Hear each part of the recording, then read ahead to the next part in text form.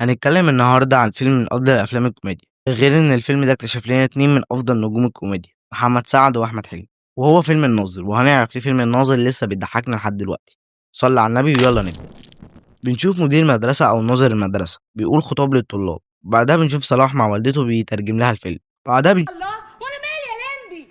بعدها بنشوف سيد وكيل المدرسة جه لصلاح البيت وبيقول له إن هيبقى ناظر المدرسة، وبيروح وزارة التربية والتعليم وبيبقى صلاح ناظر المدرسة. وكيل المدرسة بيعرفهم على صلاح، بيسلم على المدرسين. صلاح بيسيب كل حاجة وبيروح يسلم على وفاء. بعدها اللي بيلعب جيم بيضربه هو وصاحبه. بعدها بيجوا المدرسين بيشوفوا. بعد كده بنشوف عاطف بيرقص مع انشراح. بعد يشوف صلاح بيقول للطلبة إن الأستاذ السيد هو هيبقى ناظر المدرسة. بعد كده بيعرف صلاح مامته إنه هو ساب المدرسة. صلاح بيجيبه المدرسة. بعد كده بيقول له إنه لازم يعدي المدرسة، وبيقول له تعالى عشان نشوف الكنز. وبيفرح جدا صلاح بيلاقي كنز كتب، وحسين بيقول له ده الكنز، وبيتضايق صلاح جدا. صلاح بس حسين. بعد كده بنشوف واحد بيقول لصلاح ان في ولد راح مدرسة البنات، وبعدها صلاح بيروح يكلم الواد، بتقول له لو مدرستك خسرت تستقيل. بعدها بيروح يختبر الطلاب، وبعدها صلاح بيروح يلعب كاراتيه. بعدها صلاح بيشوف اعلان على نضارة، وساعات بتجيله فكرة انه يعمل كده مع الطلبة عشان مستر حسين قال له الطلبة عايزين تحفيز سنوية، وبيبقى معاه ستات تاني وماسكين له سكاكين. بتبدأ المسابقة، وأول ولد بيجاوب إجابة، وبنلاقي أم صلاح وستات تاني رابطين مستر سيد.